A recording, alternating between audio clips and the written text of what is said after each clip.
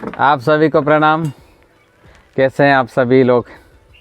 आज मैं आप लोगों से खांसी के बारे में कुछ बात कर रहा हूं, क्योंकि बहुत से लोग कहते हैं कि गरम गरम खाने के बाद में हम ठंडा पानी पीते हैं तो गला पकड़ा सा जाता है। और बहुत से लोग ये कहते हैं कि सूखी खांसी जो है वो जा नहीं रही है, बलगम नहीं निकलता है, लेकिन सूखी खांसी आती है। और बहुत से लोगों को आए दिन कफ की समस्या बनी रहती है। और बहुत से लोगों को मौसम वगैरह परिवर्तन होता है तब भी इस तरह की चीज़ें होती रहती है। तो खांसी चाहे सूखी हो या कफ वाली खांसी हो, दोनों में बहुत अच्छा प्रभावशाली काम करे दोनों खांसियों में। ऐसा मैं आप लोगों को एक नुस्खा बता रहा हूँ।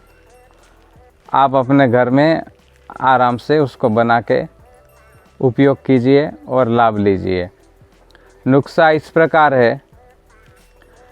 अमरूद के 5 पत्ते 6 पत्ते लेने हैं और 200 ml पानी लेना है। पानी को उबलते हुए पानी में अमरूद के 5 पत्ते डाल देना है और कुछ देर उबलने के बाद 2 लौंग डाल देना है और 4 काली मिर्च डाल देना है।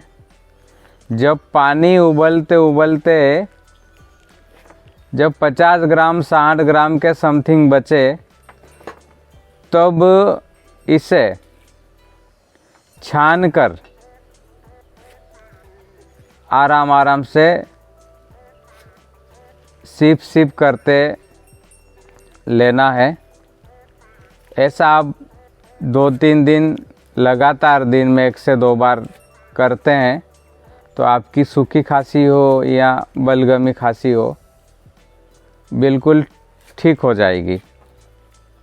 हाँ, लेकिन जैसे अमरूद के पत्ते वगैरह जो है उसको उसके ऊपर कोई धूल वगैरह ना जमी हो, उसके लिए अच्छे से